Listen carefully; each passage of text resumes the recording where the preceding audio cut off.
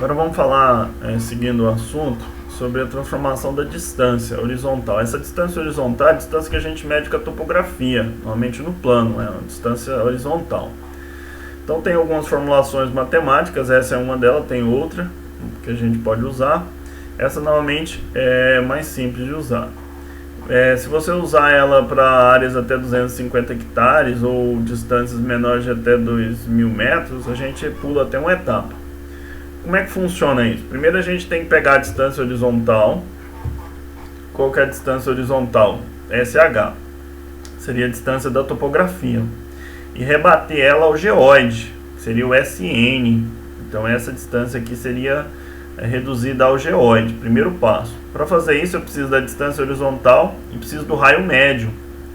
Aqui e a altitude média. Então o raio médio é a grande normal e a seção meridiana. A seção meridiana e a primeira vertical, o grande normal. Então acho o raio médio, a gente já achou isso até anteriormente. Então tira a raiz quadrada do m vezes n, eu tenho o raio médio. Então para achar a primeira distância geoidal, eu vou usar a distância horizontal, a altitude média local e o raio médio de curvatura. Então essa é a formulação matemática que eu vou utilizar para fazer essa conversão. Depois que eu converti ela na distância geoidal, se ela for menor que 2.000 metros, ela já vai ser igual à distância geodésica, que é o SE ou Szinho. Essa distância aqui já está no elipsoide, rebatida sobre o elipsoide. Não vou precisar de fazer esse passo, porque vocês vão calcular isso aqui e vai dar o mesmo valor da formulação anterior. Mas se a distância for maior do que 2.000 metros, eu preciso de aplicar essa fórmula. Então, para calcular a distância elipsoidal ou distância geodésica, eu vou pegar a distância geoidal mais 1.027 vezes a distância geoidal ao cubo vezes 10 elevado a menos 15.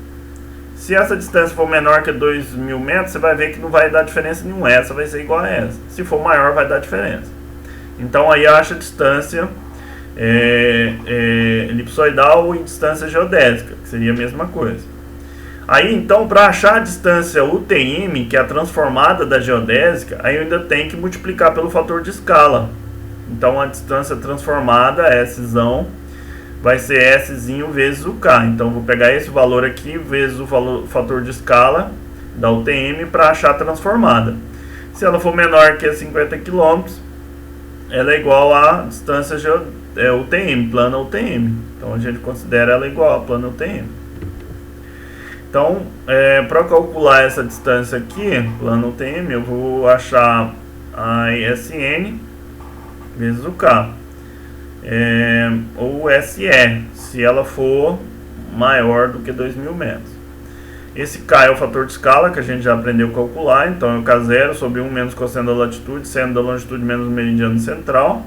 Acho o fator de escala e multiplica por essa distância para achar a distância transformada da geodésica.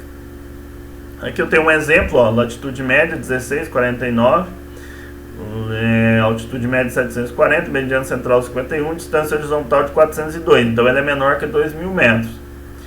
Os dados dos sirgas, então vamos reduzir essa distância à distância geodésica, depois achar a transformada, e depois a distância plano UTM, que vai ser no caso igual. Primeiro passo, com base nos dados, calcular essa densidade. Eu preciso dos dados da UTM. Primeiro, para calcular a grande normal, que eu preciso desse dado, acho a grande normal, aqui eu tenho o valor já calculado com base naqueles dados ali. Aí eu calculo a seção meridiana, que é o M, a equação você já tem, então está lá nos dados da equação, vamos calcular ela. Ela é parecida com essa, só que está elevada a 2 terços. Depois calcular o raio médio, que é esse vezes esse tira a raiz, acho o raio médio. No quinto passo, calcular a altitude média, no caso já foi dada, se eu tivesse a altitude do ponto 1 e do ponto 2, somava e tirava a média. No sexto passo, calcular o fator de escala.